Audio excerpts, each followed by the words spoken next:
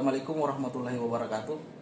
Kembali lagi bersama saya Muhammad Rasul Al-Amanah, CGP Angkatan 10 Kota Makassar.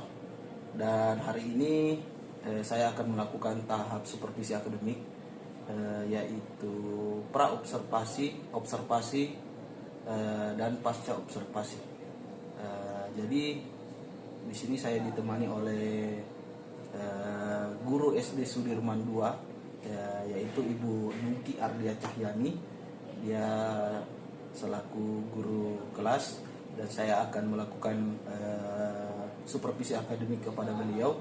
Jadi saya akan melakukan tahapan dari pra observasi dan pasca observasi.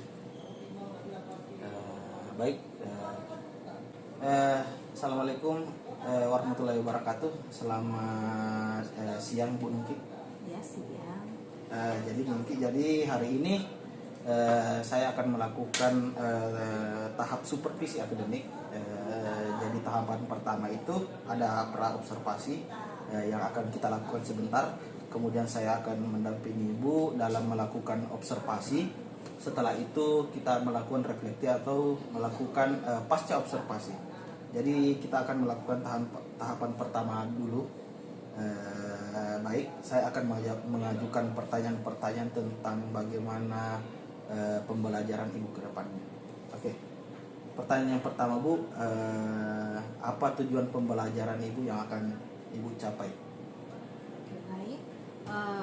Tujuan pembelajaran yang akan dicapai itu bagaimana, kebetulan materi yang saya ambil itu tentang metamorfosis makhluk hidup atau siklus hidup hewan. Jadi yang saya fokuskan itu pada hewan.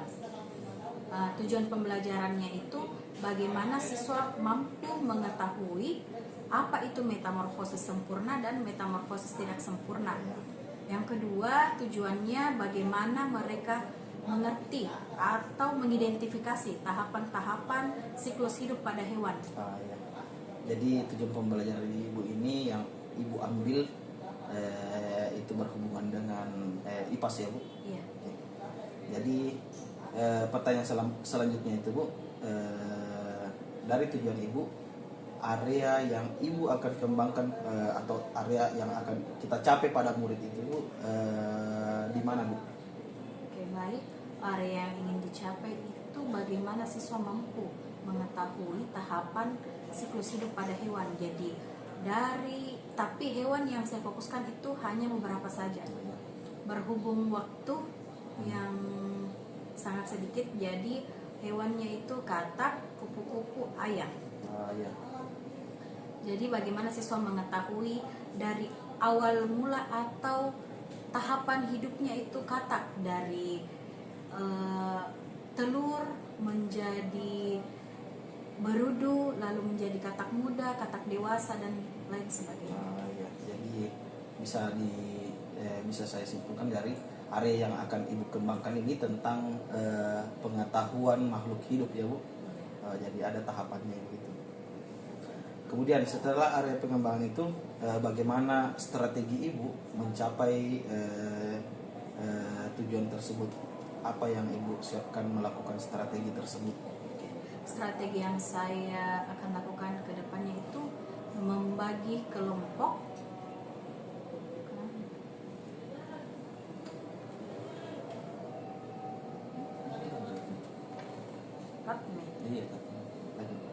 Jadi strategi yang akan saya lakukan ke depannya atau pada saat supervisi nanti itu, saya akan membagi kelompok pada peserta didik saya menjadi 4 kelompok. Jadi nanti saya akan memberikan tugas atau LKPD pada siswa saya. Jadi saya membagi 4 kelompok, masing-masing terdiri dari 4 orang.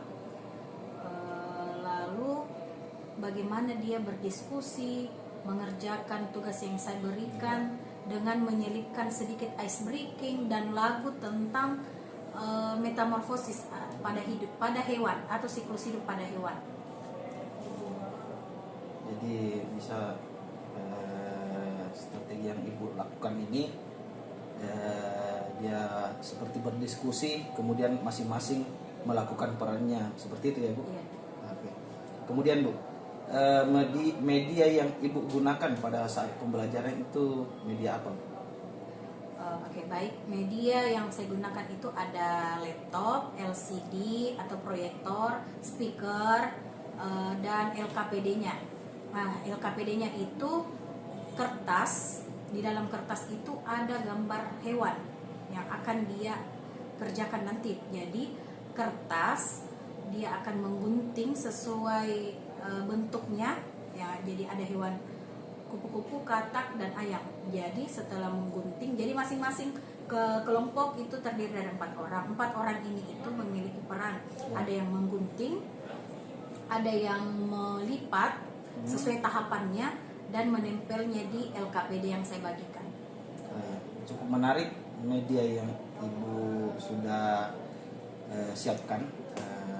Jadi kira-kira kapan Bu bisa melakukan atau melaksanakan observasi ini? Mungkin pekan depan pada hari Rabu. Kebetulan rosternya itu IPAS pada hari Rabu. Ya. Jadi nanti saya akan ikut pada saat observasi ya Bu. Oke, baik. Jadi tahap praobservasi supervisi akademik cukup sampai di sini. Wabillahi taufiq wal hidayat. Wassalamualaikum warahmatullahi wabarakatuh.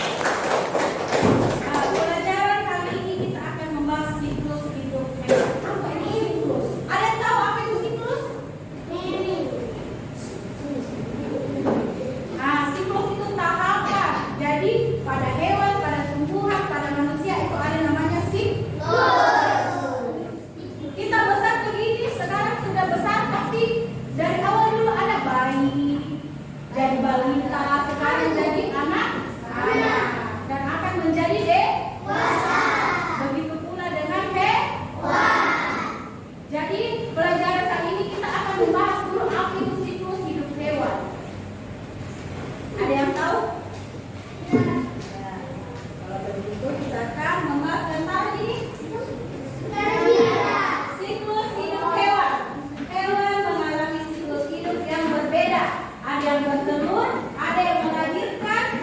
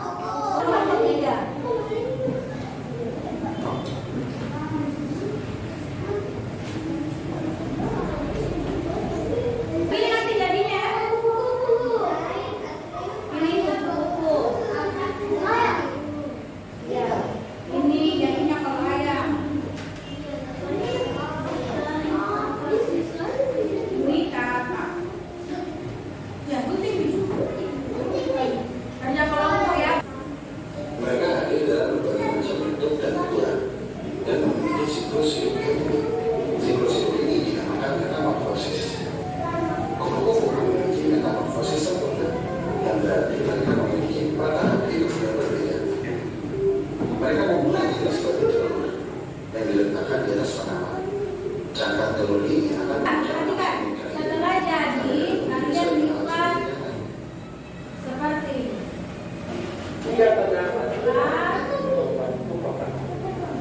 Setelah digunting ya.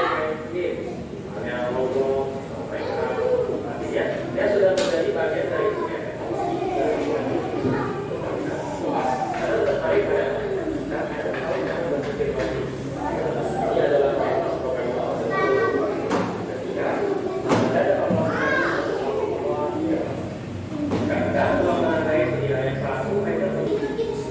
Nah, kalau sudah seperti ini, selesai digunting, ini dilipat seperti jadi ini yang dilem yang di atas. Nanti jadinya seperti ada tahapannya. Dari induk ayam menjadi telur, menjadi anak ayam dan dewasa.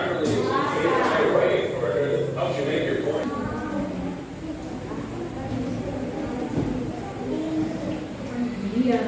Kenapa sih masih tentara di gambar itu? Namanya juga belajar, masa langsung mau bagus.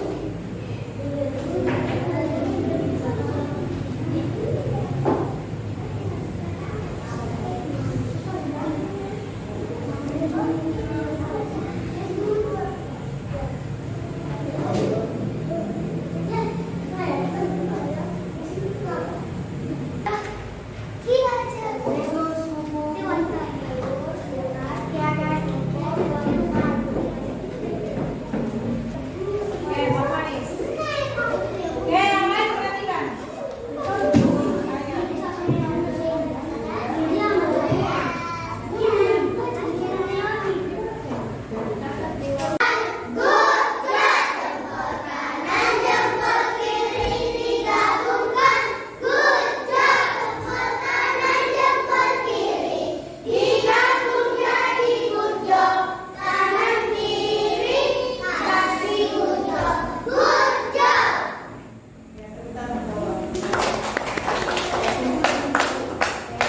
Jadi, sekarang sudah paham bagaimana itu siklus hewan.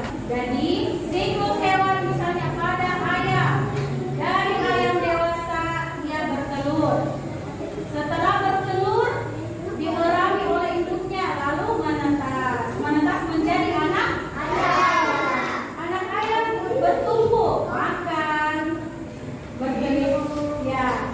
Lalu menjadi ayam dewasa, begitu seterusnya. Begitu juga kupu-kupu.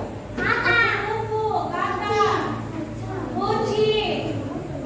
Nah, pertemuan selanjutnya kita akan membahas siklus hidup pada tumbuhan. Jadi pertemuan kali ini kita akan membahas siklus hewan. Jadi sudah paham siklus hidup hewan.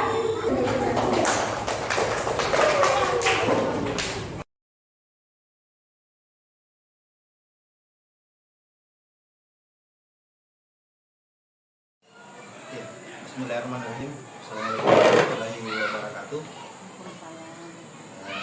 Jadi hari ini kita akan melanjutkan salah satu alur observasi atau supervisi akademik yang dalam hal ini karena saya sudah melakukan praobservasi, saya sudah memperhatikan juga observasi ibu. Kemudian yang terakhir kita akan melakukan pasca observasi. Dalam pasca observasi ini saya akan merefleksi tentang apa yang sudah ibu lakukan pembelajaran di kelas. Baik, bisa saya mulai Bu? Sebelum kita mulai pasca observasi ini, bagaimana perasaan ibu pada saat melakukan pembelajaran di kelas 1? Baik, rasanya pasti semangat, senang, antusias, apalagi kelas yang saya termasuk guru baru dalam menghadapi kelas rendah, kelas 3. Padahal sebelumnya karena saya pertama kali memegang sebagai wajib. Jadi ini pertama kali ibu memegang kelas 3. Pada saat pembelajaran yang kita lakukan Bu, kalau kita posisikan diri ibu, ibu ada dari 1 sampai 10, kira-kira ibu ada di posisi di mana? 1 sampai 10. Mungkin 7.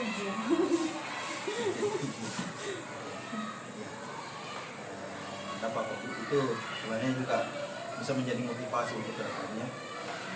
Nah, kalau kita sudah memposisikan kita pada posisi 10, jadi tidak ada lagi tantangan baru yang akan kita jalani.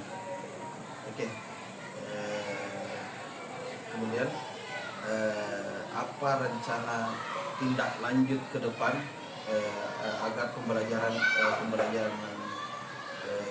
ibu efektif dalam kelas? Rencana saya itu setelah melihat karakter-karakter siswa-siswa saya, Ya.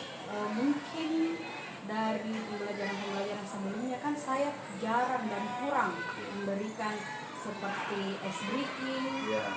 lagu-lagu yang memotivasi anak-anak. Jadi mungkin kedepannya saya lebih memberikan lebih banyak ice breaking. Terus metode-metodenya itu saya membuat seperti kemarin itu pembelajaran tentang metamorfosis. Jadi saya membuatnya dalam bentuk lagu supaya anak-anak lebih bersemangat dan tersimpan. Ya. Jadi rencana tindak lanjutnya itu ibu akan lebih mengeksplor ceritanya. Bisa lewat YouTube atau lewat PMM mungkin juga bisa. Kemudian mencari metode-metode pelajaran baru atau variasi-variasi yang bisa diterapkan di kelas begitu. Itu sudah cukup luar biasa. Kemudian Bu, kemarin pada pembelajaran kemarin itu kan kita terapkan pembelajaran sosial emosional. Saya jelaskan sedikit sosial emosional itu bagaimana kita memahami karakter murid dan memahami apa yang dibutuhkan murid itu. Kira-kira pada perencanaan pembelajaran ke depan ibu akan memetakan itu pembelajaran sosial emosional itu di mana? Apakah awal pembelajaran atau di akhir pembelajaran? Ceritanya kita combine itu, Bu. Pembelajaran sosial emosional dengan pembelajaran yang kita terapkan. Kira-kira di awal atau di akhir atau di pertengahan juga bisa? Mungkin kalau di awal dan di akhir itu, kalau saya pribadi kan baru memulai, jadi Ya, saya belum tahu apa sosial emosional, tapi secara tidak langsung mungkin saya pernah melakukan tapi saya Ya, belum tahu. betul. Nah, jadi mungkin kalau saya pada saat-saat tertentu, jadi tidak menentu mau di awal, di pertengahan atau di akhir. Bisa. Itu kita juga memang kita akan lihat lagi kembali kelas kebutuhan murid kita bagaimana, baru kita bisa evaluasi bilang kapan ini atau perencanaan ini bisa kita terapkan. Oke, jadi selanjutnya Bu, bagaimana tanggung jawab ibu dalam pembelajaran melakukan pembelajaran di kelas? Apakah Anda ingin menjadikan murid Anda karakter seperti apa? Itu bagaimana tanggung jawab ibu? Mungkin kalau karakternya saya pribadi belum bisa, atau menuntut anak-anak bilang bahwa karakternya harus seperti ini. Minimal dia bisa sopan santun seperti itu, karena anak-anak kan berbeda-beda karakter, jadi setidaknya dia bisa menghargai, menghormati, yang penting berakhlak lah seperti itu. Baik, saya rasa pasca observasi ini sudah cukup, saya rasa sudah semuanya sudah saya sampaikan, dan terima kasih atas partisipasi ibu. Assalamualaikum warahmatullahi wabarakatuh.